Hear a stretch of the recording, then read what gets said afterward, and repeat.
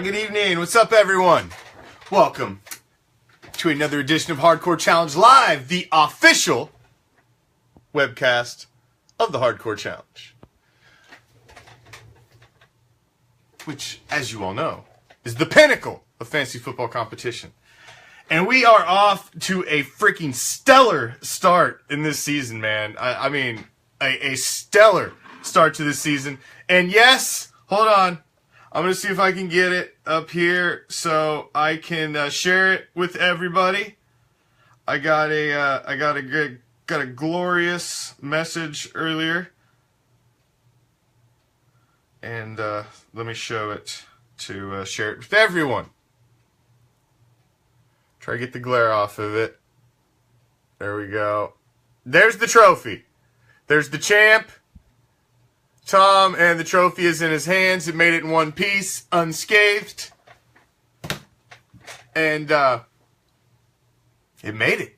So, it's now north of the border. It's in Canada. Again. So, we gotta, let's bring that baby back. We got to take down Tom because I tell you what, 2 weeks in, Tom's already the #1 overall seed, #1 in the power rankings in the AFC, and is the #1 scoring team in the entire freaking league 2 weeks in. And it was the first team to break 200, which he did this week. And say what you will, there's skill involved in fantasy football. Of course, there's a lot of luck. There's luck in anything in life. There's luck in football in general. But it takes a lot of skill to be able to do it year in and year out. The man's been to 3 Super Bowls. He's won 2 of them. And right out of the gate, a whole new format, new draft and everything, and he's the strongest team. So, got to give him some credit for that. Now, looking over at the NFC, the #1 seed, coming out of 2 weeks, sitting in the NFC, is a new owner. So, what's going on, NFC?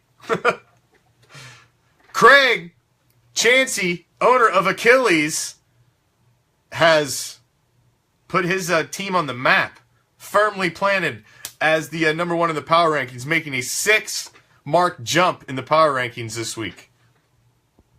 Pretty impressive. Pretty impressive.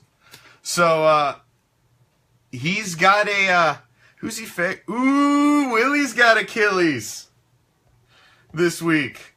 I forgot. I seen Willie's fire video on there.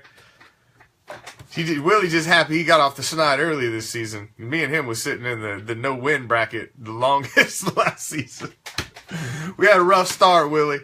We had a rough start last year. But we came back fierce. We fought. We scrapped. And that's all you got to do. That's all we expect. You just fight and scrap, man.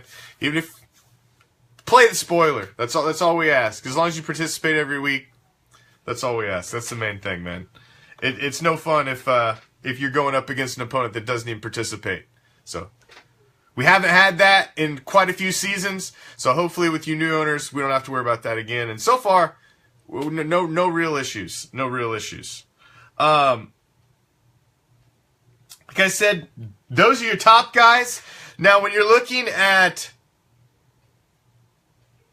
your top scorers, you have #1 and #2 both in the AFC, both former champions, both the last 2 champions actually, as Mr. Rogers' Neighborhood and Bison Broncos is #2 lead in scoring in the league.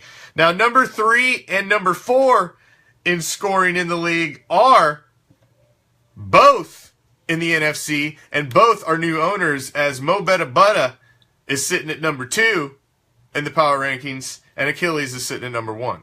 Both are at 2-0. Both have 308 points scored. So, kind of interesting there. Kind of interesting. Now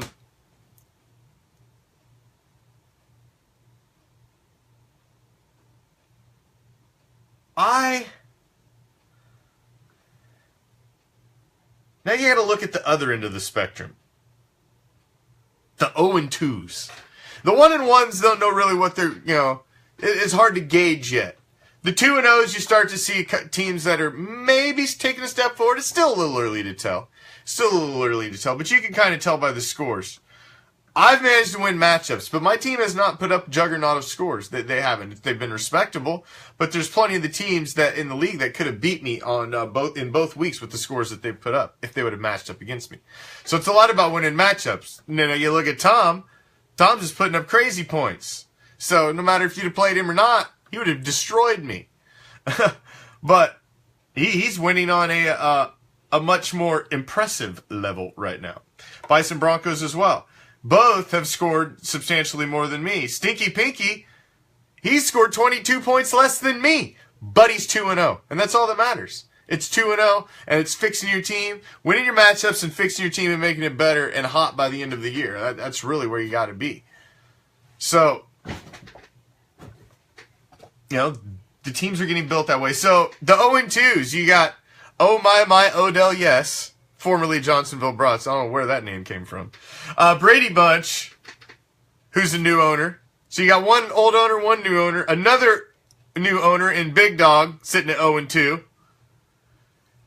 An old owner in King Salami, sitting at 0-2, as well as Zeke and Destroy in the AFC. Fewer 0-2s in the NFC, as you have two new owners, the Bears and Take It Deep, both sitting at 0-2. Rough starts out of the gate in the Elite East. And playoff. First playoff appearance last season for the Renegade Misfits. And they're 0-2 out of the gate. In a whole new division. And I'm surprised to see that. I'm surprised to see Travis and Renegade Misfits sitting at 0-2 and Mo Betta Butta sitting at 2-0. I thought Travis was really going to be in a new division and really put his best foot forward. So I'm surprised. Not only am I surprised by his 0-2, one more 0-2, the Dirt Dogs as well. A new owner also. But not only am I surprised by the 0-2, but Travis is currently ranked number last in the NFC. That's the owner of Renegade Misfits. Last on the power rankings. Not a good place to be for a playoff team from the previous season. Quite shocking. Quite shocking.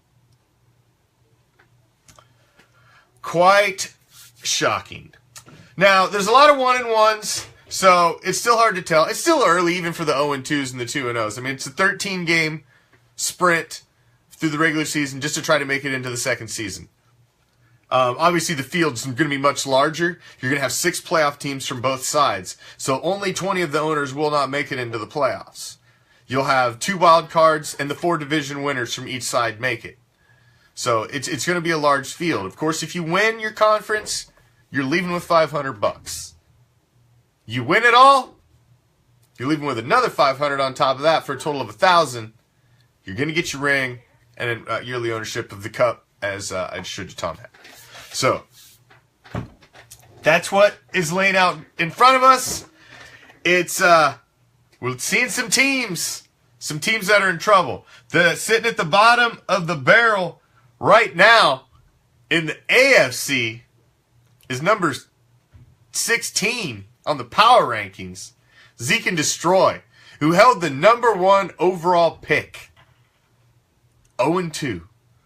Not a good start. Not a good start for the guy that had the pick of the litter for who he wanted.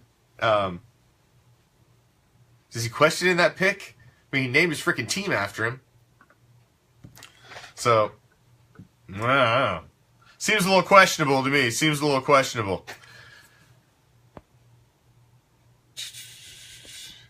Now, just taking a peek over the divisions, a quick once over before we move on to game of the week.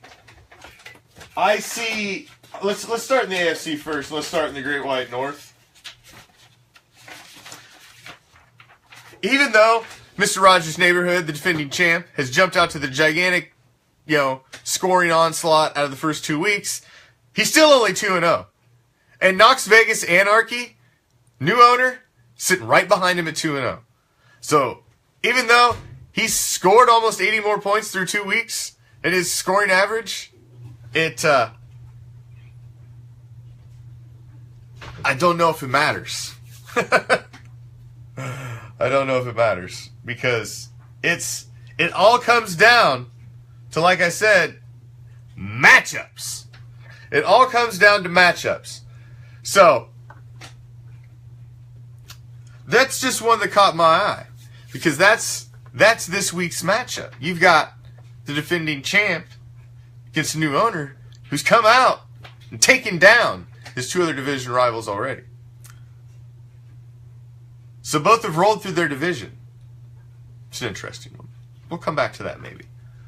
Bison Broncos, defending champ, two new owners in his division. Pale Horseman, who was the hottest team in the league last year, jumped out to that gigantic winning streak, only to fall completely flat on their face. So you got Stone Ponies, new to the fantasy game, hanging in there, got his first win. And the big dog, what's up with the Stars? Both the Stars are sitting at the bottom. You got the big dog and Zeke and Destroy. Could it be relying on too many Cowboys? Maybe, possibly. Just saying. Just saying. You're both sitting at 0-2. You're both rocking that star. And that thing's just bad luck in 2017. It's kind of looking that way out of the gate here. It's kind of looking that way. So, the lead East, Bison Broncos leading thus far. Stinky Pinky has jumped out to the early lead in the Wild West in the AFC. Potama Tears and Bleeding Green are standing right behind him and have actually both outscored Stinky Pinky by a considerable margin. So, I don't know, but I chastised him already for that. He was the only person that, I didn't want to bring it up, but since you brought it up, when I said nobody, or hadn't had no issues, he's been the only minor one. I didn't want to bring it up, but since you brought it up, Brian, yes, he did not change out David Johnson on his roster, and I chastised him for it. And gave him a warning. So, because that is unacceptable. But it did help you get your first win, so you should probably thank him. Although I don't think it would have mattered anyway, because his team did absolute crap. Anyway. That's why I don't think it was that big of a deal, because I don't think it really weighed into the outcome of the game. Now in the Dirty South, I am currently leading at 2-0. But Beaver Street Roar and All Pro Afro are sitting right behind me at 1-1. Now in the NFC, the Great White North is very interesting. We had the game of the week out of the gate in the Great White North of the NFC, which was our two female owners battling against each other, which Mob Adjacent did not perform well in their debut in the Hardcore Challenge. However, they did bounce back and pulled out their first W in week 2, jumped up 6 spots in the power ranking to number 10. So, but with that happening, everybody else is also 1-1 in this division. So it makes it interesting. This is the only division in the entire league that we have in this situation. The only one. Out of the 8 divisions, we only have the one that's a 4-way tie. So nobody's really stepped forward in this division. So it kind of looked like I Am Groot, maybe, was going to step out in week 1, but now we got to wait and see. There's no front runner yet. Now in the Elite East, this was another one that I looked at strongly for Game of the Week. The 2 big matchups jumped out at me. Former champion, Oski Assassins, obviously moved zip code. Gary's hoping for a stat correction.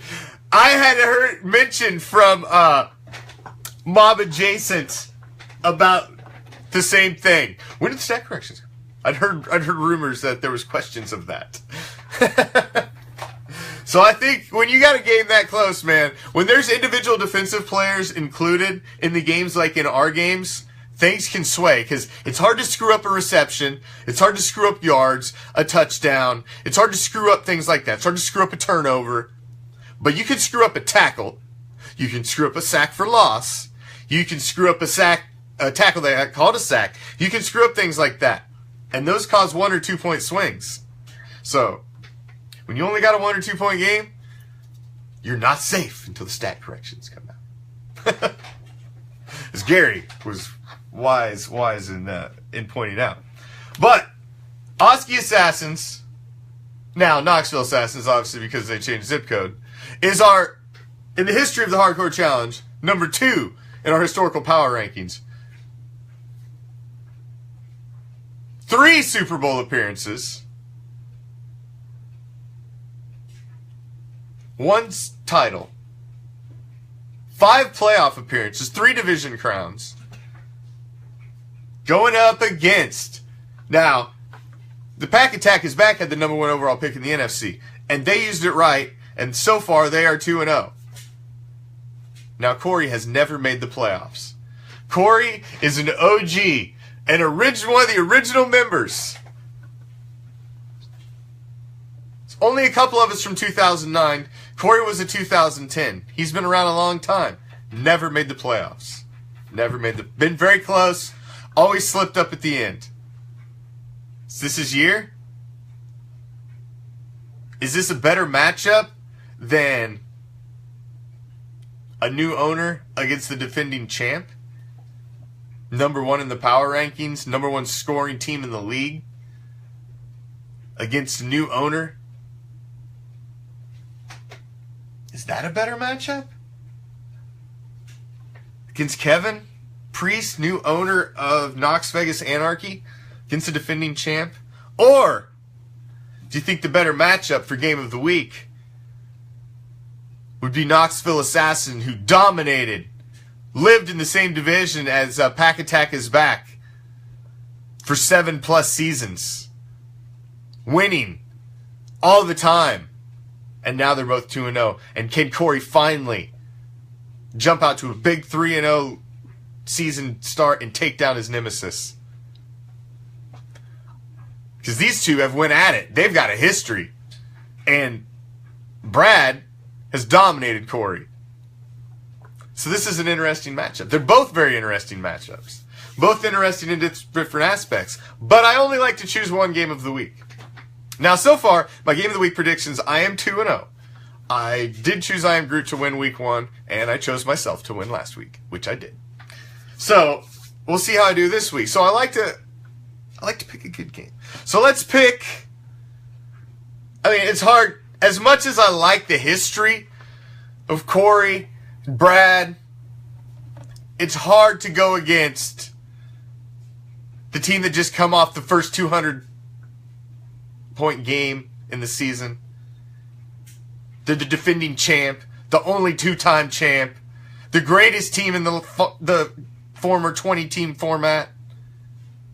Tom, Mr. Rogers' Neighborhood, and the new kid on the block. Kevin, owner of the Knox Vegas Anarchy, who is coming to take the crown. I think that's the game of the week. The new owner against the greatest owner in the old format and the current champion. I think that's the game of the week. I'm sorry. Kevin is now... We've now put the first new owner, one of the first new owners, again in the spotlight for Game of the Week. So, let's take a look at this matchup. Let's take a look at this matchup and see if we can come up with a prediction for who we think. Now, obviously, we know who Tom's quarterback is. Mr. Rogers' Neighborhood changed his name. He's rocking Aaron Rodgers at the helm. Now, Tom Brady is Knox Vegas Anarchy's quarterback. So you got 2 of the top quarterbacks in the league going against each other. with two 2-0 teams battling atop the Great White North in the AFC. Tom Brady, Aaron Rodgers. Man, it's a tough call. It's a tough call. Brady is, let's see, Brady has Houston at home. Aaron Rodgers has Cincinnati at home. So they both got favorable matchups. I say QB is even. I agree with Gary 100%, man. QB is even. They both got soft matchups at home. They're both going to put up numbers this week. Quarterback's a wash. Running back. Mr. Rogers' neighborhood freaking destroyed it last week at the running back position. You got Gurley and Kareem, and you got Gurley and Hunt for KC, who has just been, if you drafted him in either one of the conference, Kareem Hunt, you are loving it. And both of the guys that have him are killing it right now. Because having a hot running back out of the gate is, I mean, come on. He's got Gurley and Kareem Hunt going against LeGarrette Blount and Le'Veon Bell. Now, LeGarrette Blount and Le'Veon Bell is a formidable duo. Oh, Mo, we already gave you your props. You missed it. You was late. We gave you your props. You have to go back and watch it. But, nice logo, by the way. Nice logo. That's what I'm talking about. Creative. Original. Now, normally that would be a nice duo when you're looking at LeGarrette Blount and Le'Veon Bell, but when you're looking at Gurley and Hunt on the other side, that's rough, man. When you're looking at Hunt is looking at the Chokers defense, and Gurley's looking at the Niners. That ain't good. That ain't good. Running back advantage by far in this game is Mr. Rogers' neighborhood. And that could possibly be a big advantage. Now you've got Le'Veon Bell playing at Chicago, and LeGarrette Blount has the Giants at home. So those are favorable matchups as well. But I just don't see Knox Vegas Anarchy matching the firepower at running back. And it's just a matter of whether that's enough to tip a game, because the way they've been scoring 25 plus points. You know, we'll see. So, now wide receiver, you got Adams, Devontae Adams for Green Bay, and Parker for Miami for Mr. Rogers' neighborhood against Matthews for Tennessee, Keenan Allen for the Chargers. That's a toughie. I give the advantage with Keenan Allen and Matthews in Tennessee to Knox Vegas Anarchy. I think they've got a slight advantage at the wide receiver position. Tight end is oh man. You got Witten for Tom and Kelsey for Kevin. Again, very tough to call. I think it's going to come down to matchup, and I'm going to give it to Kelsey for the Knox Vegas Anarchy because they're playing the Chargers. Their defense is weak, and Alex Smith loves throwing it to Kelsey. The Cowboys are in a little bit of turmoil, and I'm going to need to see something. They're going on the road to Arizona. Arizona has a strong defense. They've got fairly solid defensive backs, and Witten could have a little issue there. So, not that he's going to get shut out or nothing, but we're talking about comparing him to Kelsey against the Chargers. I don't think it's a fair comparison. I think Kelsey has a big game against the Chargers. So, I'm going to give that to Knox Vegas Anarchy as well. Kicker position. Kickers are a wash. You don't know what the hell a kicker's going to do. I mean, seriously. How do you look at a matchup for a kicker? I mean, the only thing you're ruining at kickers is a guy playing in a freaking blizzard or not, or is it going to be a rainstorm, or, you know, is he going to be playing in a freaking hurricane? Other than that, it's kickers. You got Boswell going against Bryant. Anyone could go wide left at any time, so who knows. Now, defense, you got the Seattle defense for Tom with Mr. Rogers' neighborhood going up against the Panthers D for the Knox Vegas Anarchy. The Seahawks are on the road at Tennessee. And the Panthers are at home against the Saints. Saints put up big numbers, man. Wherever they go. Even if Drew Brees loses, he throws for 450. So they're going to put up stats on the Panthers. It's whether the Panthers can snag some turnovers. Because Drew Brees does... Ooh, I did miss the flex. Good eye. I'll come back after the defense. But...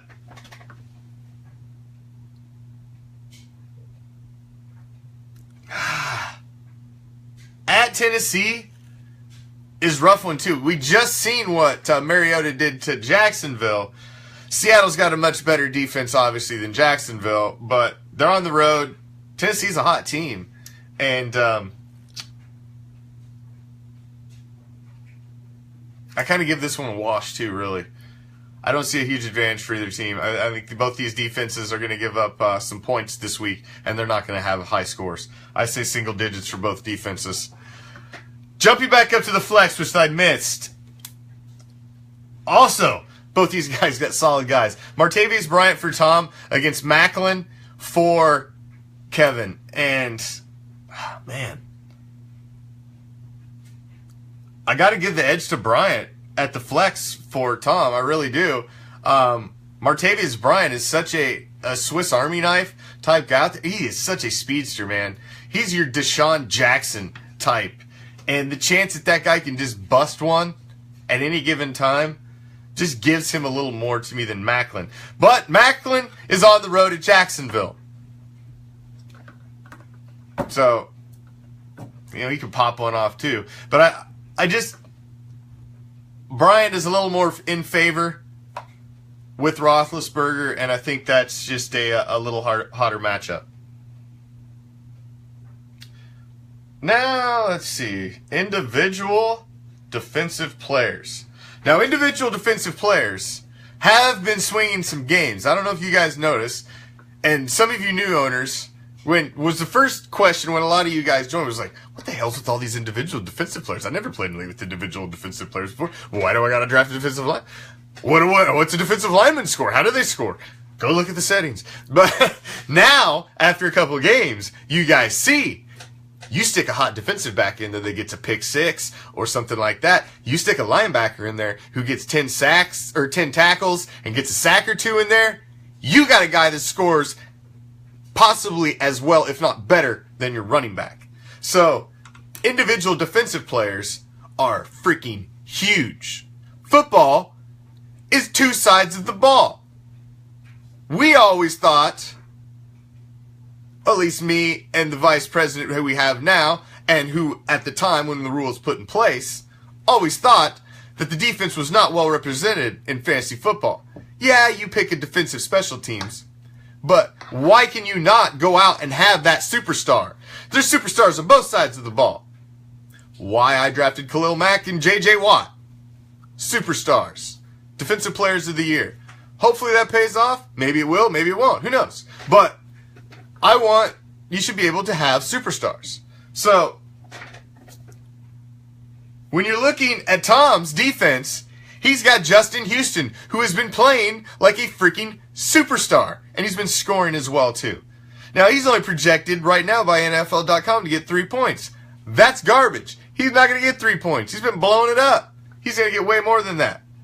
So, at the flex individual defensive position, against Kevin's Fletcher Cox, big advantage to Tom with Justin Houston. Justin Houston has been a force. I have the other linebacker, so I've been watching him get all the points.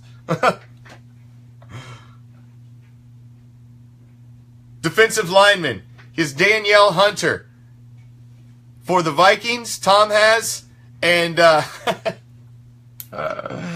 Kevin has Mr. Firecracker, Jason Pierre-Paul. On wash. I see no huge advantage for either one.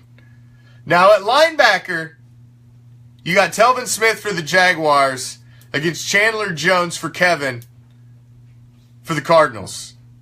Both of these guys are possible scores, both of them. the Jaguars, who dubbed themselves Saxonville after week 1 because they got the 10 sacks, and then they had changed their name back to Sucksonville after week 2. He's got the possibility to get some points.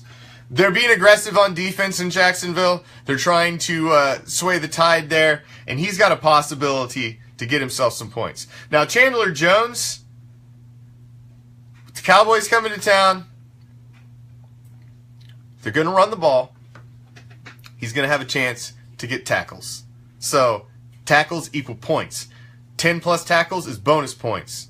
You throw a sack on top of that, a couple tackles for loss, that's a huge game. So, I'm actually giving the advantage to Chandler Jones, the Knox Vegas Anarchy, at the linebacker position. Defensive backs are hit or miss. They're tough ones. Because if a defensive back has a really good game one week, the next week they'll shy away from him. So he may not even get any, looks his way because he's so damn good. So sometimes having a defensive back or a corner who's too damn good is a problem. Myself, I prefer to have safeties as opposed to corners because safeties get more tackles. And they still have the possibility of getting the interceptions on those overthrows. Of course, with the corners, you typically have the chance of getting possibly some more pass defended. And, of course, if they get the interception, they're probably taking it for a pick 6. So you got a better chance of a pick 6 at a corner than you do a safety. But, like I said, I like the safeties because they can rack up the tackles. And they can get the bonus points that way. They blitz safeties a lot of times so they can maybe get a sack. The safeties seem to have a little more ways to score than corners, although corners seem to have that more big play possibility. Although you can get a pick 6 from either one. I mean, it's possible, but the percentages seem to be better. So, looking at Joe Hayden for Knox Vegas Anarchy against Landon Collins.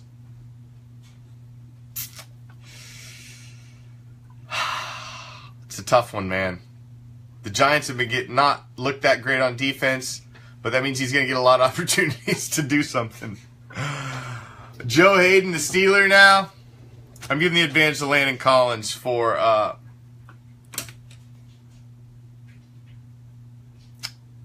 Mr. Rogers' Neighborhood. Now, you look back across here. Wash at quarterback. Running back advantage to Tom. Wide receiver advantage to Kevin. Tight end advantage to Kevin. Flex advantage to Tom. Wash it kicker, wash it defense. Wash it defensive lineman. Advantage to Kevin at linebacker. Advantage to Tom at defensive back and flex, where he's got a second linebacker. This game swings on one position, and that position is the running back position. Todd Gurley and Kareem Hunt have freaking stellar matchups, both of them this week. They're going to go huge. There's a possibility that those two put up freaking 60 points with just the two of them. And that's going to be tough. Aaron Rodgers has a great matchup too, and he's going to score 20. That's possible of 80 points right there. And if so, all three of them are probably going to hit 20. So there's at least 60 out of 3 guys, 60 to 80 points. That's going to be tough for Kevin. Kevin's got a solid freaking lineup though, man. Just looking over his lineup during this breakdown makes me concerned to have to deal with Kevin in my conference. But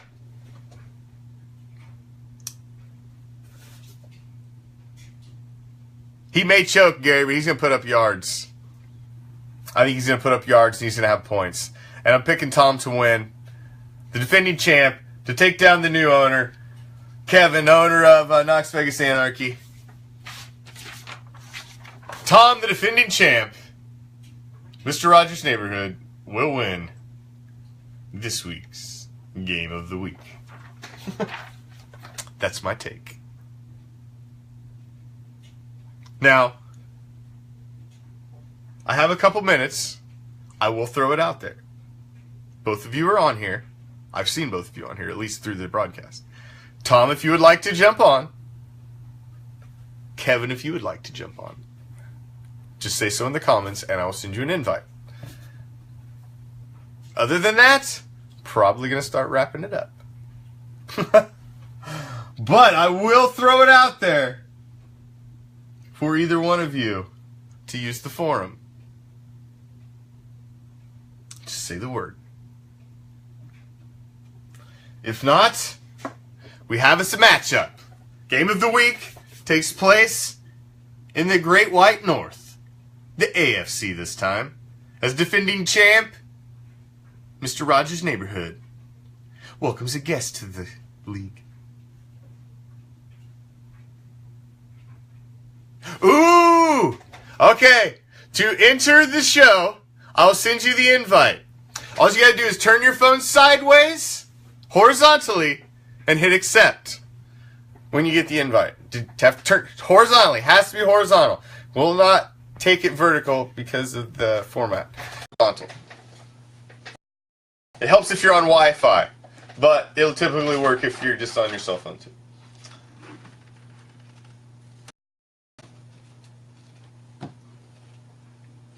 Modern technology is a beautiful thing.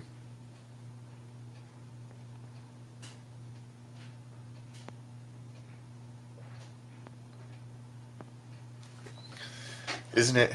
It's a beautiful thing. I was just talking to my wife about that the other day. I mean, we didn't have all this crap. Could you imagine we had all this crap when we were kids? Good Lord, I'd have gotten so much trouble with this garbage. It would have been bad. Oh, I would have been making movies I shouldn't have made, and oh, it would have been bad things. It would have been bad. Would not have been good. Now, Kevin's a new owner. I'm not even positive who Kevin's a fan of. So that's just interesting. He's a Midwestern fellow, so it's hard to tell. Let me guess. Because I don't think I remember. Is he a Chiefs fan too? God, I don't know. I couldn't have possibly let another Chiefs fan in. Is that possible? You have to turn sideways. Horizontal. Well, no answer. Horizontal and accept. And he's gone. Well, I don't know what just happened there, but I lost him. I tried. We tried, so there will be no smack talk tonight, unfortunately. But of course the page is open. Alright, hold on. Hold on. You have to turn the phone sideways and hit accept. Are you guys gonna bleed and watch this shit? All right. What's up, Tom? All right. The floor is yours. So we've got a newcomer who's going to try to compete. Yes. Hey, Kevin? Yeah. Yeah. Yeah, you got some new blood. Yeah, he looks pretty good. He's got Tom Brady. I had Tom Brady last year, so. But I'll tell you, not this week. Rodgers is going to get all the points. Houston's defense is a little tight, and Cincinnati just looks completely awful this year. So. They look so bad. They haven't scored a touchdown yet. And then let's not forget that Jordy Nelson, he's not probably playing this week, so that jumps up Adams in the wide receiver. Yep, that does. Tough matchup. That does. Yeah. I think I'll only beat him by about 50 this week. I'm looking at those three guys alone. Not even throwing Adams in it, because if you get the double tap for Adams too, that's going to be rough. If you throw that in the mix too, I mean, I'm just looking at the three, and those three guys are getting a minimum of 60 points this week. That's my prediction, and that gets you up there real fast in the points. So that's going to be hard to combat. You got a tough team again, Tom. Damn it. It's the running backs. That's what I told you. That's why my name was. I was thinking Arby's before. I tried to go running back. I got a much deeper stable than I've had in a lot of previous seasons. So I'm feeling good about my running backs. Yeah. I'm holding on to them. No, I think it's. Yeah, I think it's going to be Mr. Rogers' Neighborhood.